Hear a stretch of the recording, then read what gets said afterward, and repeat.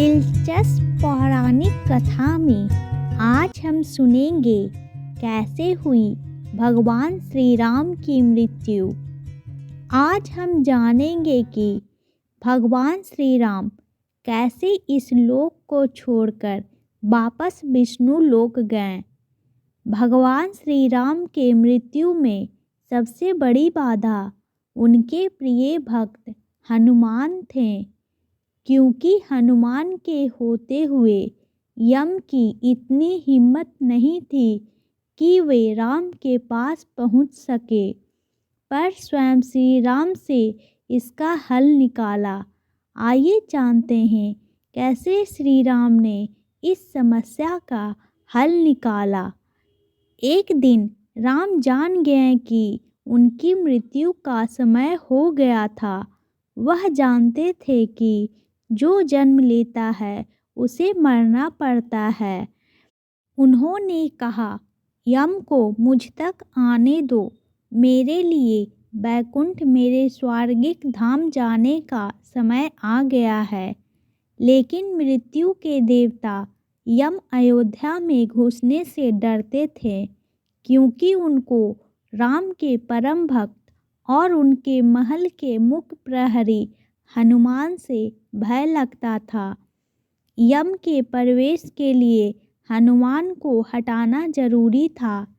इसलिए राम ने अपनी अंगूठी को महल के फर्श के एक छेद में से गिरा दिया और हनुमान से इसे खोजकर लाने के लिए कहा।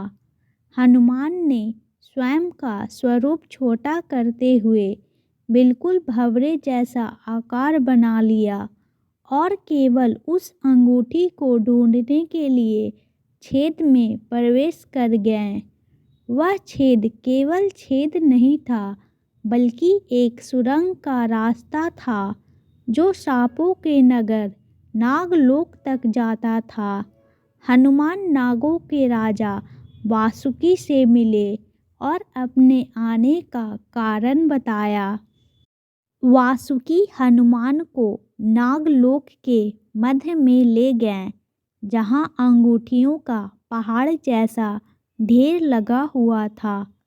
यहाँ आपको राम की अंगूठी अवश्य ही मिल जाएगी, वासुकी ने कहा। हनुमान सोच में पड़ गए कि वह कैसे उसे ढूंढ पाएंगे, क्योंकि ये तो भूसे में सुई ढूंढने जैसा था। लेकिन सौभाग्य से जो पहली अंगूठी उन्होंने उठाई वह राम की अंगूठी थी। आश्चर्यजनक रूप से दूसरी भी अंगूठी जो उन्होंने उठाई वह भी राम की ही अंगूठी थी।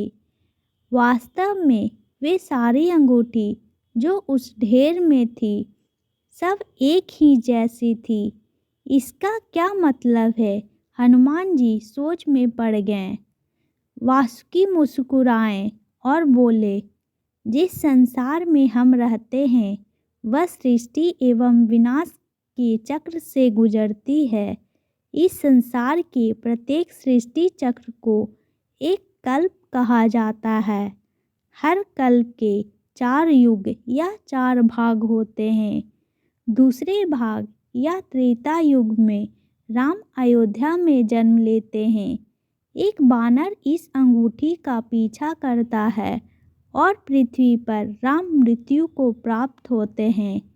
इसलिए यह सैकड़ों हजारों कल्पों से चली आ रही अंगूठियों का ढेर है। सभी अंगूठियां वास्तविक हैं। अंगूठियां गिरती रही और इनका ढेर बड़ा होता रहा। भविष्य के रामों की अंगूठियों के लिए भी यहाँ काफ़ी जगह है। हनुमान जान गए कि उनका नागलोक में प्रवेश और अंगूठियों के पर्वत से साक्षात कोई आकस्मिक घटना नहीं थी। यह राम को उनके समझाने का मार्ग था कि मृत्यु को आने से रोका नहीं जा सकेगा। राम मृत्यु को प्राप्त होंगे, संसार समाप्त होगा, लेकिन हमेशा की तरह संसार पुनः बनता है और राम भी पुनः जन्म लेंगे। Please like and subscribe my channel.